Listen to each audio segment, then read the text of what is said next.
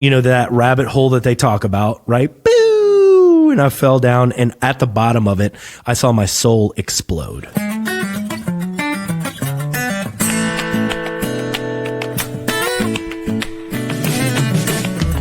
Welcome to another episode of Chewing the Fat. I am your host, Big Rob. Thank you so much for tuning in, downloading, following the podcast. I certainly do appreciate that. Thanks to John, who bought me a coffee at chewingthefatbr.com. I really appreciate the financial support. And thanks for the folks that wrote a review on Apple Podcasts and give me a 5-star rating on Spotify. It always helps out for more people to find the podcast. And when you find the podcast, you find amazing guests like the one I have today. I'm so excited to connect with this man. Please welcome Armando Leduc. Wow! Wow! Ow! Are you going to add sound effects? That's it. That's it. That was the sound effects. I appreciate it. No, thanks. Thanks for having me, man. Dude, I'm honored that you asked me to be here. No, dude, it's my pleasure to have you here. We connected probably, I guess maybe a couple of years ago now, probably like either right before the I guess it was right before the pandemic. Yeah. Right before the pandemic. Armando is, you grew up here in Augusta? Spent 10 years in Augusta. Yeah. So 95 to 2005. I was 15 when I moved to the United States. Here's a funny story. When I moved, so I grew up in Germany, and all that I knew about the United States was that it was a super violent place, and that there was going to be I'd have to join a gang. So I really thought that I was going to get there. I was going to have to join some sort of Latin gang. And I ended up at Harlem, Georgia. And it was nothing like that, which was great. Yeah. Very happy I didn't join a gang. Yes, for sure. Especially in Harlem, Georgia. Yes. Harlem, Georgia. A different Harlem might have been a different type of gang to join, but the Harlem, Georgia gang. Valid. Yeah. So, so you were born in Germany. Parents military? Is that how? Yeah, my dad was in the military. Played trumpet in the Army band for 22 years. Nice. And met my mother in Germany. She is Portuguese, and my whole mother's side of the family lives in Germany. So I have a huge family over there, still in Nuremberg, and then family in Spain and Portugal and Puerto Rico. So it's an international family for sure. That's awesome. Well, when you were here in Augusta, I guess that was your kind of high schoolish years, that kind of formative years. Yeah. I know you got involved with the Augusta Players. Right? I did. It was like theater just always a passion of yours, or how did that happen? So Keith Manasco. Yeah. It was my senior year, and I had never done theater, never done singing. I played trumpet in the marching band, and I was just confused. I didn't really have. I had a lot of energy, but I didn't like school. Didn't know what I wanted to do. And Keith was like, "You've got to audition for Grease," and I'm like, "Nope. I'm not going to do it. I'm not going to do it." And I had remembered, I don't know what kind of surgery I had, but I was on crutches. I remember I was on crutches, and he pulled me off of the bus. He's like, "You're going to go and you're going to audition for this play." And he dragged me off. I ended up audition. I was, oh my God, so nervous. And ended up getting the lead role. I was Danny Zuko in Grease, and that transformed my life. I ended up singing Barbershop and, was like, oh my God, I love this. Went to Augusta State for, opera vocal performance. Didn't finish.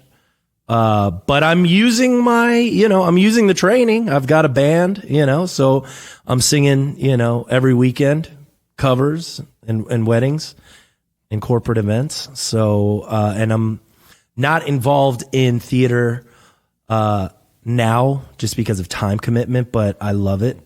I still love it. I was going to be Gomez in the Addams Family with the JPAS last year, but then Hurricane Ida hit, and that just threw a wrench in the whole thing. So yeah, good times. But I mean, you're still using those skills that you honed on stage as an actor, correct? 100%. So yeah, so I moved to New Orleans to pursue an acting career in television and film. Mainly. That's why I wanted to, that's what I wanted to do. And I was like, I'm just going to do a little stepping stone from New Orleans and then jump into LA, because that's what they were saying. Back in 2005, there was a bunch of tax credits going on and they were filming buku projects. And I was like, oh, well, that's where I need to go.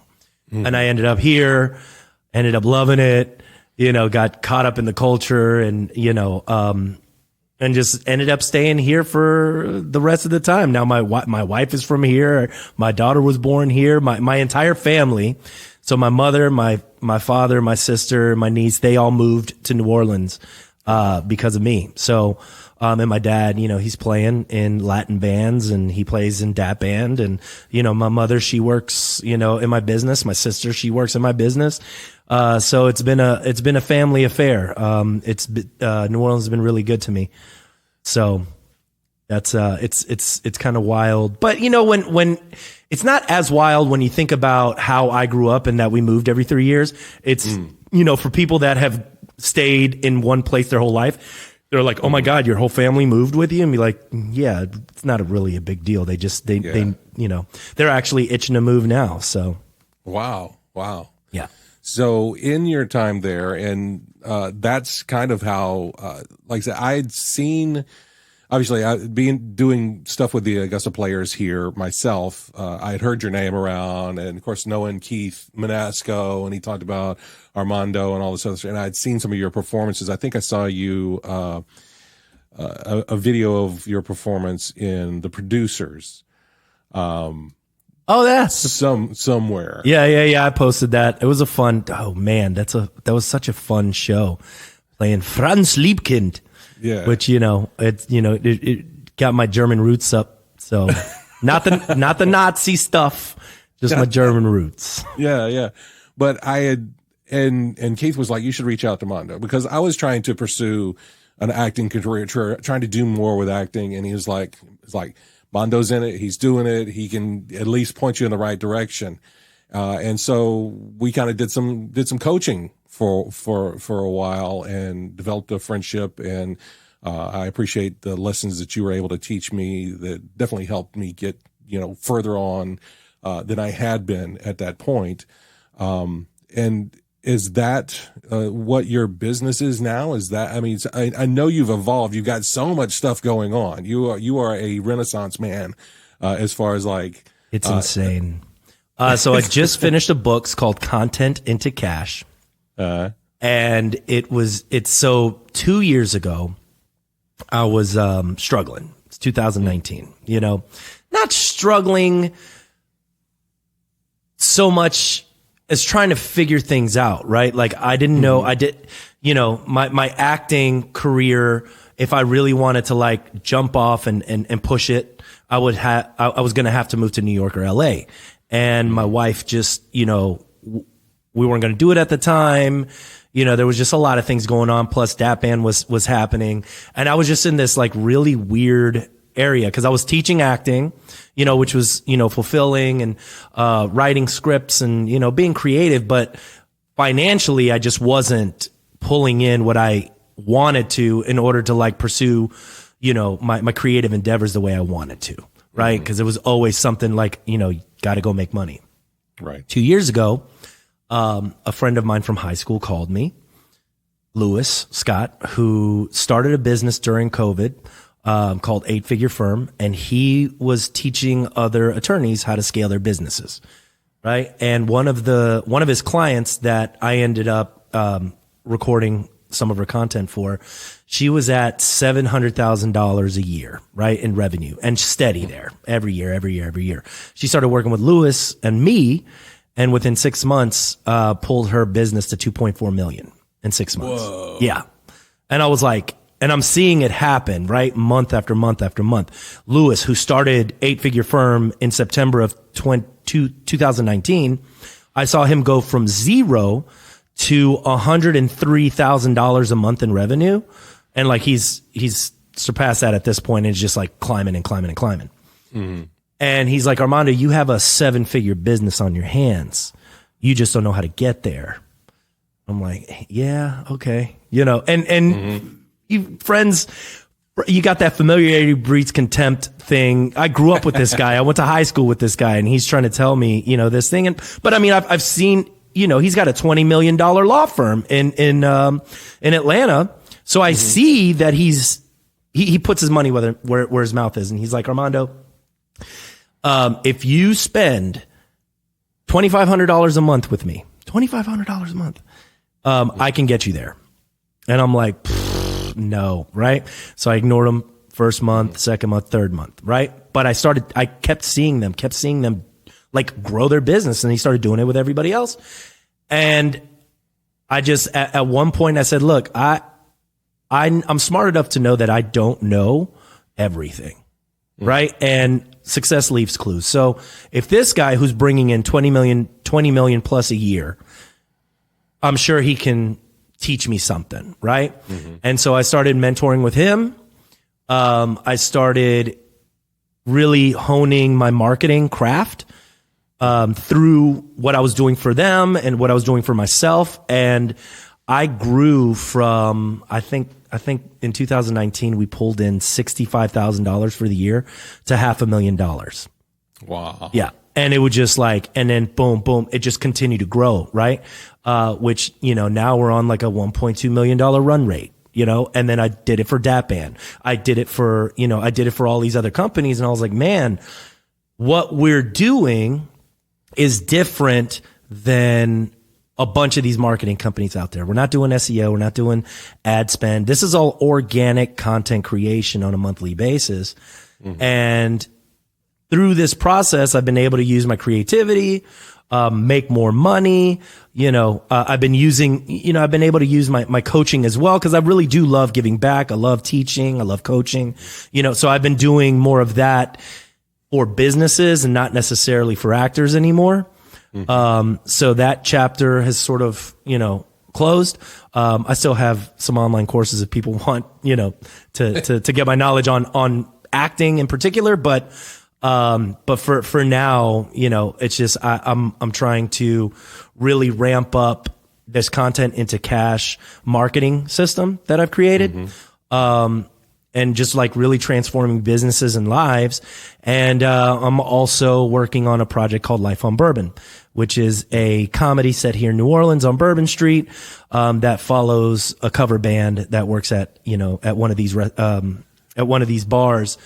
And it's a story I feel like that needs to be told from how crazy in a circus that Bourbon Street is.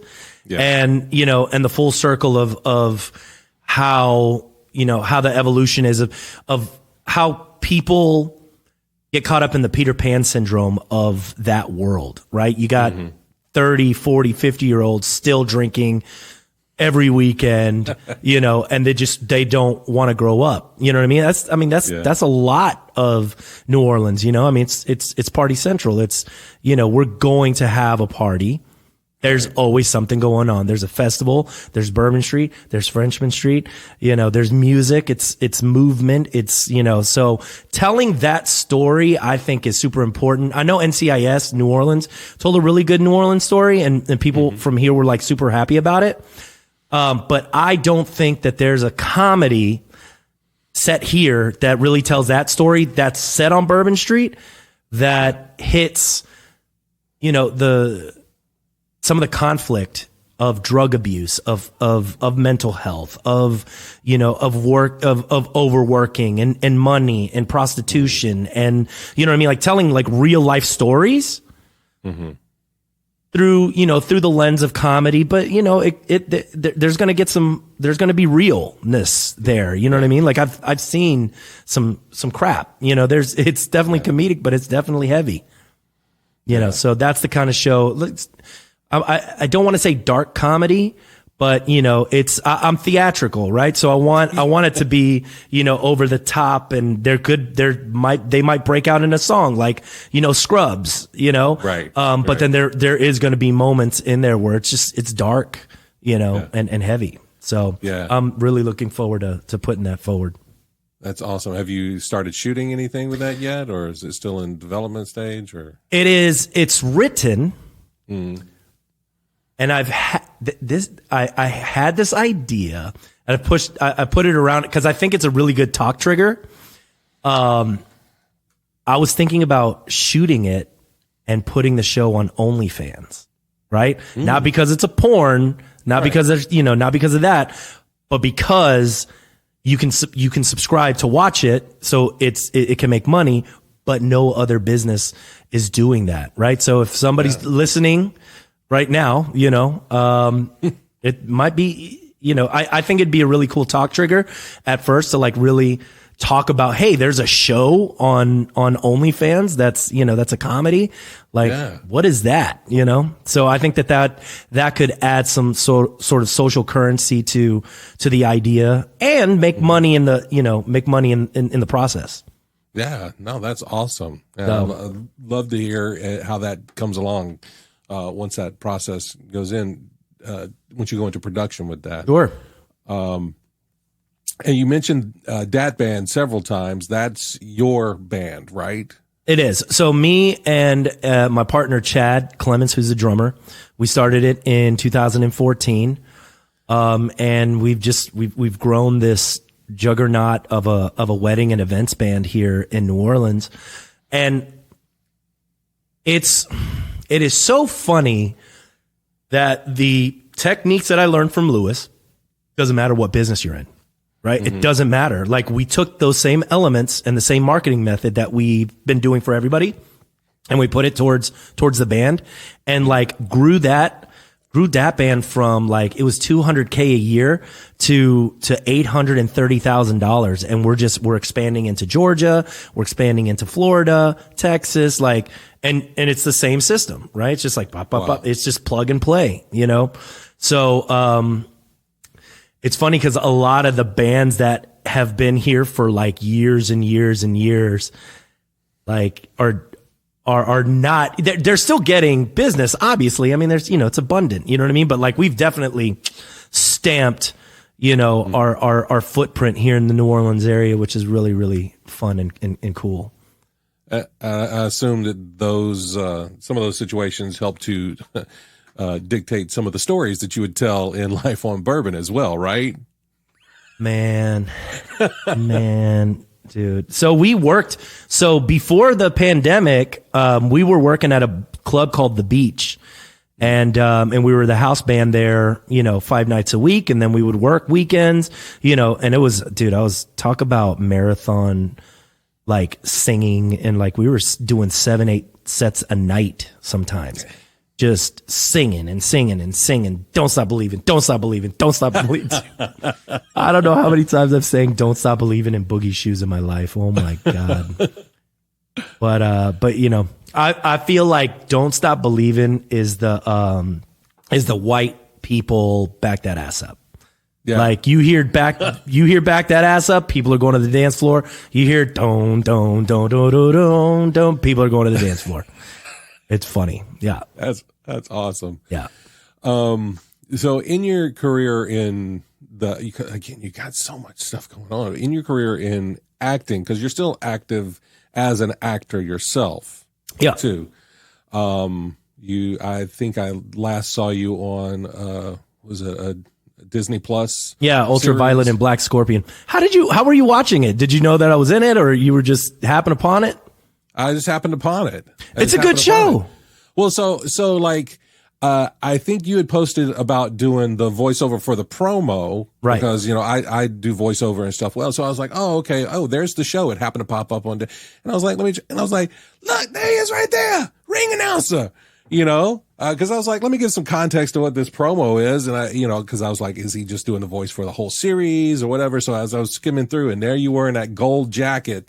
Oh man, it was so cool, man. It was so cool sitting in the ring, and they just let me go. So here's the story behind that. Last year, business was going great. And I told my agent, I was like, look, just take me off the roster for the time being, because I just don't have time to audition, and I don't want to piss anybody off by continuing to decline gigs. And they were like, all right, no worries. this role comes along, and Liz Coulon, who's a casting director here in town, contacted my wife and is like, look, I know Armando's on some sort of sabbatical, but this is him all the way. Like, please call him, send him this, So they brought me in, they send me the script, and I was like, man, this is super easy. Like, this is me all the way, right? I auditioned, got it, and they were like, this is the shoot dates. And it was the same date that I was shooting a client of mine that was like paying me like close to $10,000. And I was like, for that shoot. And I said, guys, I can't do it. And they're like, what do you mean you can't? I was like, well, look, I'll tell you what, if you can get them to pay me the same rate, 10 grand, which they were only going to pay me the weekly, right? Yeah. They're like, who's this guy? Yeah, no, there's no way. Right. And I was like, sorry, take it or leave it sort of deal. Right. And my agents were like, all right, we'll put it out there. And they did. And like Disney, they were like, yeah, we'll pay him. Please bring him in, And it was cool, man. It was like the first time in my acting career that I felt like, I got the power. You know what I mean? Like, I'm not a pawn. You know what I mean? And I was like, and they let me do my thing. Like, I was like improvising, and like the director was like, it has been an honor to watch you work. And I was like, man, I was awesome. I was floored. But it was just, it was so cool to be, on that set, and just to be able to like be goofy, because I'm always playing the FBI agent, the police sergeant, you know what I mean? And bringing it down and let me see it. Put your hands up, like that stuff. Yeah. But so when I'm able to like be goofy and fun, and oh man, I was like, dude, this is it. And then they called me to do all of the promo.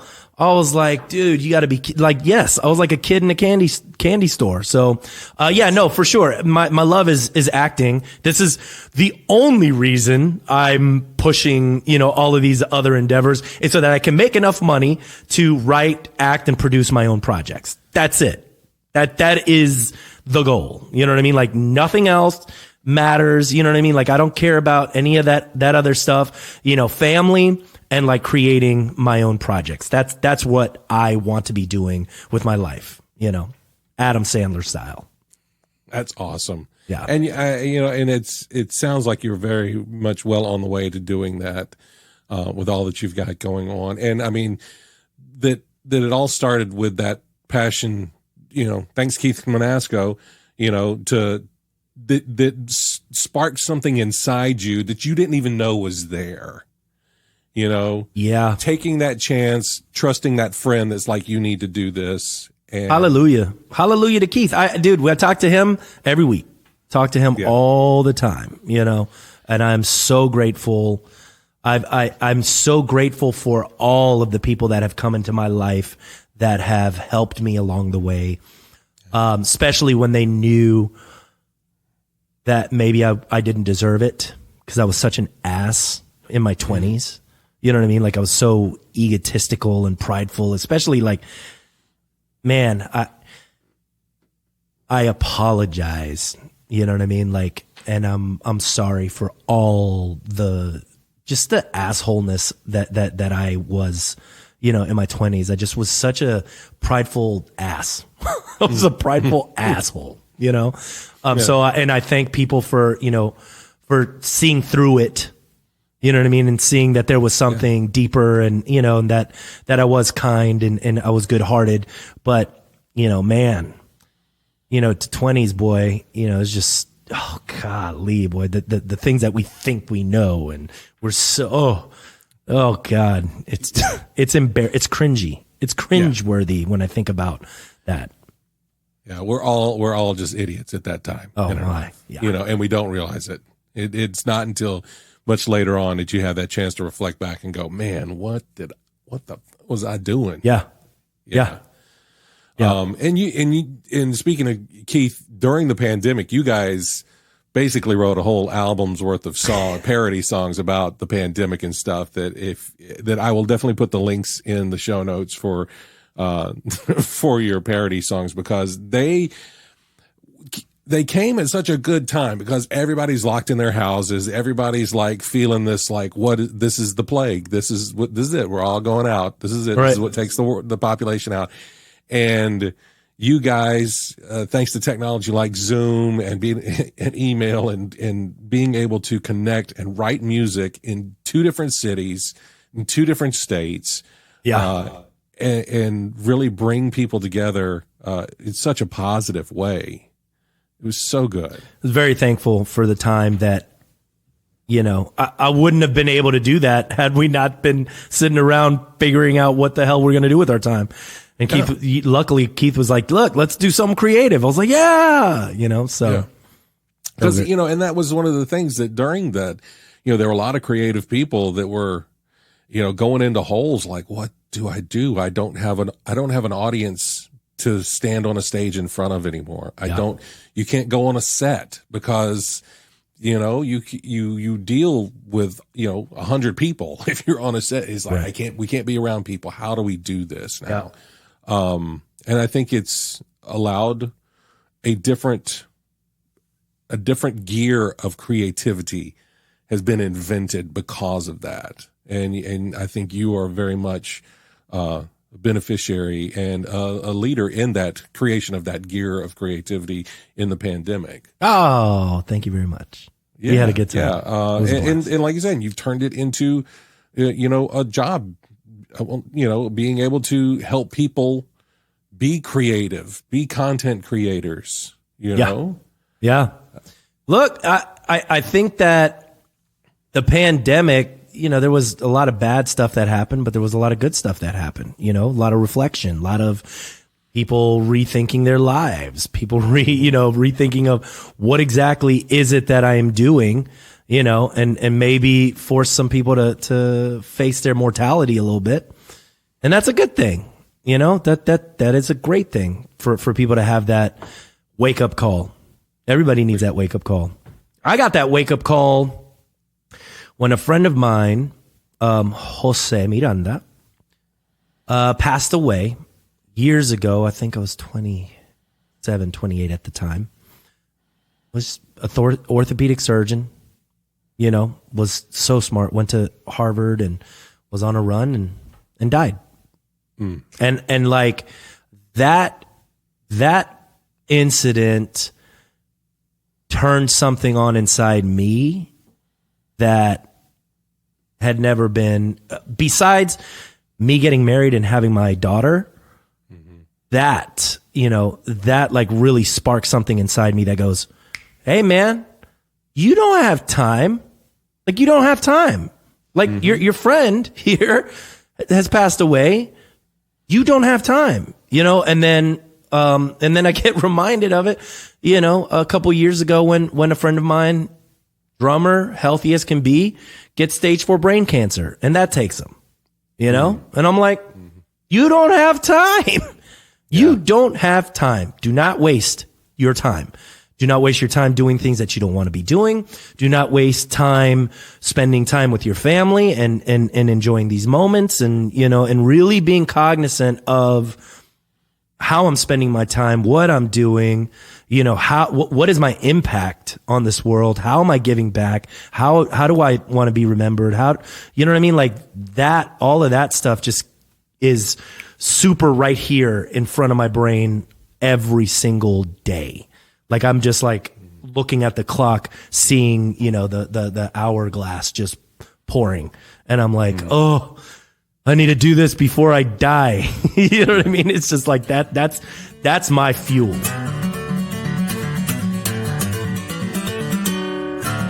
All right, Armando, this is the second segment of the show. This is where we dive a little bit more into mental health. I'm a firm believer that everybody deals with those days of anxiety or depression, whether there's clinically diagnosed or not. Sometimes you just get in the shower and you like let the water hit you and you're like, why? What is going on? And I think everybody has those times. And the more we can talk about it, the more that we can show that you're not alone in that, I think it's better for everyone. So for you, how do you keep the darkness at bay? It's funny that you're bringing this up now because for the last 3 weeks, I've had the worst anxiety that I've ever had in my life. Don't know where it's coming from. Today's a good day. To the point where I feel like I'm going to die. You know what I mean? Like that I'm going to die. I don't know. Went to the doctor and they were like, maybe Zoloft, Lexapro, Xanax and stuff. And I'm like, I don't want to be living my life that way. You know what I mean? But I also don't want to be like just every day, just anxious for no reason. Like I'll just sit and then all of a sudden, like my whole body starts tingling and I'm like, what is happening? Went to the doctor, she checked my heart and everything. And it's so funny because like, it's weird how it manifests itself. For me, it was manifesting itself in my chest and my stomach, right? And I was like, okay, I'm gonna have a heart attack. Something's wrong. Blah blah blah blah blah. Went there, right? She checked me and she was like, "You're good." And I was like, boom! Immediately, the anxiety went away, right? And I was like, interesting. Like it was like a new lease on life. And I'm like, hallelujah, there's nothing wrong with me, And then like all of a sudden, like the anxiety starts going to my head, right? Like the back of my head, the sides. And I'm like, oh, it's brain cancer. You know what I mean? I'm like, what the hell, is the deal, And I'm like sitting there, at dinner and I'm just like within just like feeling like I want to like jump out of my body. And I'm like, I started looking at, I'm like, okay, I'm 42. So I gotta, I know there's nothing wrong with me. That's number one. I was like, Armando, this is in your head. You went to the doctor. There's nothing wrong with you. You just gotta like stop saying that story over and over again that there's something wrong with you. And I think that that's what people do. They get caught in a story that they tell themselves. And then that becomes a narrative. And I'm like, dude, you cannot just continue to sit here and think that there's something wrong with you and that you're going to die and blah, blah, blah. Like you've got to get it under control, right? And then what are some things that I can be doing that are healthy, that are going to make me feel better? And so, sleeping, making sure that I'm sleeping enough, right? That's number one. I was not writing. In the last 3 weeks, I hadn't written. Like I do a stream of consciousness, and today I wrote. Right, I spent I did 3 pages of just like writing it out, and just like Armando, there's nothing wrong with you. It's all it's all in your head. Maybe there's some subconscious stuff happening, but like it was good to get everything out on paper, and that was really a release. And I got on the spin bike, and I did some exercise, and then that really like just helped me. And then food, I'm like, all right, I'm not going to be eating candy. I'm not going to be eating fried foods. I'm not going to be eating any of that crap. You know what I mean? Like more vegetables and more fruits, and let me stay hydrated. And today has been like a really, like I haven't felt anxious today. And I'm just, accepting. I'm also accepting the fact that I could die. And that's okay. Right? Yeah. Like I'm like fighting it. I'm like fighting it and fighting it. I'm like, it reminds me of a story of a time I took mushrooms. You ever taken mushrooms? No. Okay. Let me tell you this story real quick, cause it's fucking wild. Me and my friends, we went tubing in Franklinton. And it's over here in New Orleans, and it was a tubing trip but nice tubing. Like you get in a raft and it floats you down the river. Not super fast. And so we get out there, and a friend of mine's like, oh, here's some mushrooms. And, man, talk about a life-changing event. I took it, I was feeling fun. Everything was cool, right? Till it wasn't. Then I went down, that rabbit hole that they talk about, right? Boo! And I fell down, and at the bottom of it, I saw my soul explode, right? right? And before that, I was just like, oh my God, I would die. Oh, there's no hospital here. Nobody's here. Blah, blah, blah, blah. It was hiding. And the ego exploded, right? The soul exploded. Mm-hmm. And I swear from then on, like I was the water. I was nature. I accepted my fate so much that I was at total peace. I was at complete peace. I'd never felt a peace like that ever. Cause I'm like always in control, always like, trying to drive, trying to go, and I was at that moment, I was like, man, dude, relax, turn the brain off, like if you're going to die, fuck it. You're going to die here, whatever. So what? And like, it was pure bliss, right? And I thought about that time yesterday when I was just like, you know what? Accept it, man. Like, why are you fighting it? If there is something wrong with you, there's nothing you can do about it, right? But you working yourself up to think that is not doing you any favors.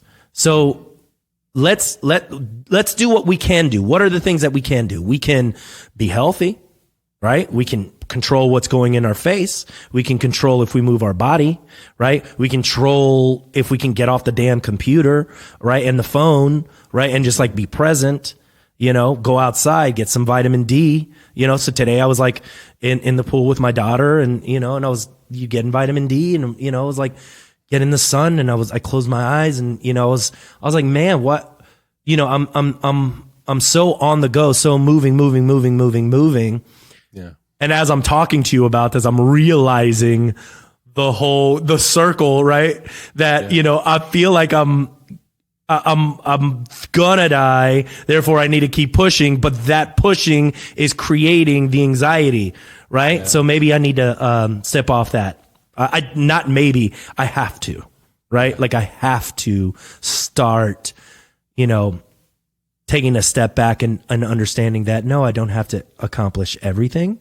Yeah. And let's be a little bit more intentional about what it is that we're doing. Right. And, and start, letting go of some of the stuff that, isn't necessarily pushing the needle forward, and that you don't have to feel guilty about taking a day off.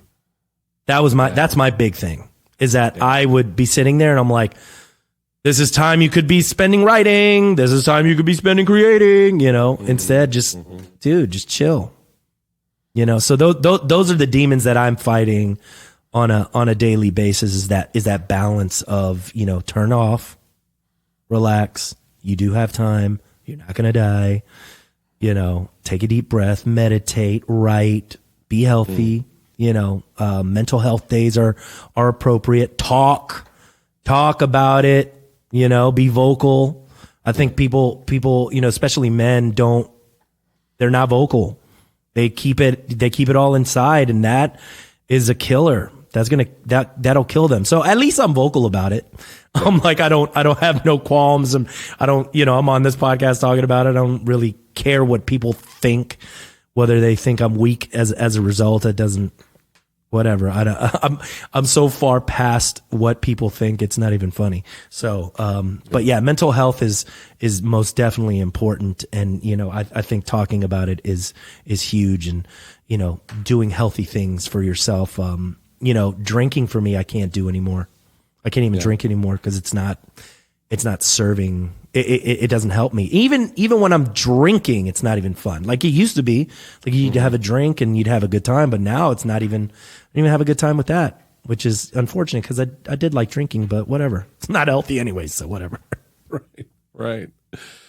So Armando, then with that discovery that you've made, what is bringing you joy right now? My family brings me joy. My baby brings me joy. Like watching her grow and discover and teaching her things, and like, I'll bring the congas out and we'll play. You know what I mean? Like I'll bring my trumpet out and we'll play and we'll sing songs, and you know what I mean? And like teaching her things and kicking the ball, and and when she's, look what I can do. Look what I can do. So that is just, amazing, and then spending time with my wife, and, listening to some good music and really absorbing some of that stuff is I think also bringing me joy.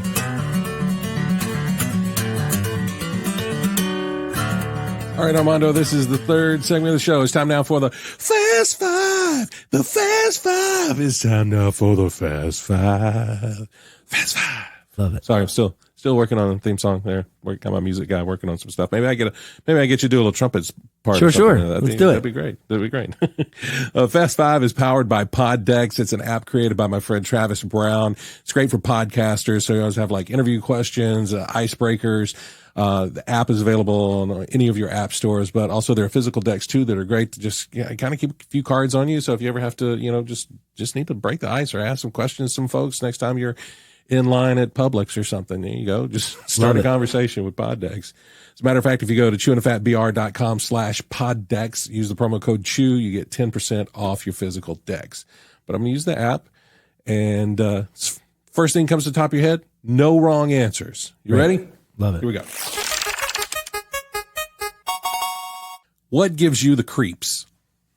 When I'm downstairs and my wife has already gone up to go to sleep and I'm watching a movie, right? And I turn everything off and then I envision it, the clown. And I'm like, the clown's in my house. The clown's in my house. And I'm like, I'll just look over. But I do like that. I do like that feeling of creepiness, right? Like the when the hair stands up and like you can feel it, like that. I do like that feeling. That's a fun feeling. Oh wow. See, I was one of those kids that like when I was young, you turn the light off in your bedroom and you try to run and get in the bed before the light goes completely dim, Yeah. That was me. I was like, oh, this is going to get me. And you like go flying off to run. Yeah, that's awesome. Yeah. All right. Question number 2. Is there any local dish or food product from where you grew up that you miss? Yeah. Well, in Germany, there's a dish called Schweinebraten mit Kloß, right? And it's a pork chop with gravy, and then like potato dumplings that are filled with croutons, and I mean they're like fat, they're like softball sized, and with some like red cabbage that's cooked. Yeah. Like that meal is just amazing. I love it. I miss it. And no German restaurants around that can match that. Unless they're a Bavarian style restaurant, and it's got to be like there's German restaurants, but German food is different in Berlin than it is in Nuremberg and Munich. And in my opinion, southern German food, just like southern American food, is much better than northern food, in my opinion. That's awesome. All right, question number 3. Which do you think is prettier, a sunrise or a sunset? I love a sunrise. Yeah. I like waking up before everybody else does. It's the only time of day that I'm not getting pulled into meetings, phone calls, text messages, and that's just that silence. And I'm just a morning guy anyway. I just like that morning feeling. So yeah, sunrise for me is just, it's the day. The day is beginning, so. Yeah. That's awesome. Yeah. I think I appreciate sunrises more because I don't necessarily see them as often. I'm not an early riser, so I don't see them as often. So when I do, I think I take it in more. But I do love a good sunset, like, especially if on a beach, like rain in the day and there's all those clouds and you get all that fluffy, cool stuff going on. Oh yeah. Yeah, for sure. Definitely appreciate a good sunrise when I do get a chance to see it. All right. Question number 4. Is cereal soup? Why or why not? No, 100% not. Soup's hot. I know there's cold soup. There's cold soup, but soup for me is got to be salty and it's got to be hot. Gotcha. Yeah. How about you? You think? Oh, I mean, it's, there's like, I've been on a cruise where they've had like a strawberry bisque, which in theory that's, a fruit and it's cold and it's, a soup. But yeah, I think cereal is cereal. It's its own thing. Cereal. Throw the milk in there. Who's calling it soup? Who does this? It's just Who's calling? Question. All right. I just want to know who these people are. It's like the same people that, that put pineapple on pizza. Well, I was going to say that hot dog is a sandwich. See, it's not a sandwich. Definitely not a sandwich. But I could see somebody making that point, maybe. Because like it's meat inside bread, so it's a sandwich, right? That's true. My thing is, I think a hot dog is not a sandwich. I think a hot dog is a taco because the bread's connected. Yeah. So it's stuff inside of a wheat or corn based shell. So a hot dog's a taco, in my opinion. Yeah. All right. I could take that. 100%. I love it. All right. And question number 5. All right. Here's a good one for you. If someone made a movie about your life, who would play you? I would put it in 2 parts. Who would you want to play you? And then who do you think would actually get the gig? That guy that was on Dexter. Did you watch Dexter? Yeah. The Batista. So I think that he would have to play it. Lin-Manuel Miranda, I think, could do a good job. Nice. I think that he could do a good job for sure. Yeah, I could see that. I could definitely see that. Yeah, right. He could shave his head. Yeah, I mean he's not as tall. I don't know if he's got a good shaped head. You got a good shaped head. I don't know if he's got a good shaped head. So I appreciate it. Well, I did have hair at one point. Yeah. But you luckily still have a good shaped head. It looks good bald. So. I appreciate that. I appreciate it. I got a question for you. If there was a biopic, right? Who would you like want to be and tell their story? Oh wow. I mean, if it could be anybody, because I mean, I don't fit a whole lot of particular role molds, but I mean, I think I would love to do like a Robin Williams biopic. I think you could do Chris Farley. Yeah, well, see, that's if you're talking about roles you look for. Yeah, I get Chris Farley a lot. But I'm saying, like, I feel like you could, that guy. There was a guy that like redid a Robin Williams like scene. He got blasted for it, but it was so good. It was like him when it was like Mork and Mindy or whatever. Did you see it? It was like in a trailer or something like that. Yeah. Before he went out for Mork and Mindy. Yeah. Oh man, so good. Like I was like, dude, I don't know why he got so much flack for it, but I thought it was great. I feel like something like, dude, they should totally do a Chris Farley remake, or not a remake, but like his biopic, the story. Yep. Nobody really talks about like how many comedians really get movies made after them. They Man on the Moon, Andy, what was his last name? Kaufman. Yeah. Kaufman. So they did Andy Kaufman, but I don't really know of any other comedians whose story has been told. Has there? Not a whole lot. Not a whole lot that I can think of. Yeah. I think it'd be cool, man. Look into it. A friend of mine, he looks like Oscar De La Hoya. I'm like, dude, and he's an actor. I'm like, dude, you should do that. There you go. I would love to play Pavarotti. Oh yeah. If they ever did a biopic, they wouldn't have to dub you like they did in what was it, Elvis, the latest Baz Luhrmann? That guy looked straight up just like that dude, just like Elvis. Yeah. No. Austin Butler. Yeah. He did a good job. Real good job. All right, Armando, that's it. That's our Fast Five, and that's the show. Thank you so much for being here, man. Oh man, thank you. Thank you for having me. That was fantastic. If folks want to keep up with you, what's the best way they can find you? They can find me on the gram at Armando Leduc. Armando, if that's, because some people spell it with an O, but it's Armando. Armando Leduc, like the Duke, with a Leduc. So they can find me at on Instagram and Facebook and TikTok, but it's all at Armando Leduc. So, what's the name of the book you've got coming out? Content into Cash. Content into Cash. When can we see that on bookshelves or? Amazon, well, it's an ebook. It's an ebook that they can download straight on my website at leducentertainment.com. Perfect. So you'll be able to, Perfect. so they'll be able to download it. I'm expanding it so that I can put it on Amazon as like this one's just like it's a 30 pager, but the other one's going to be a little bit more thicker and into more detail about the whole process. Awesome. Well, I look forward to that. Thank you again, Armando, for being here. I really, really appreciate it. Thank you, man, for inviting me, brother. I've been waiting.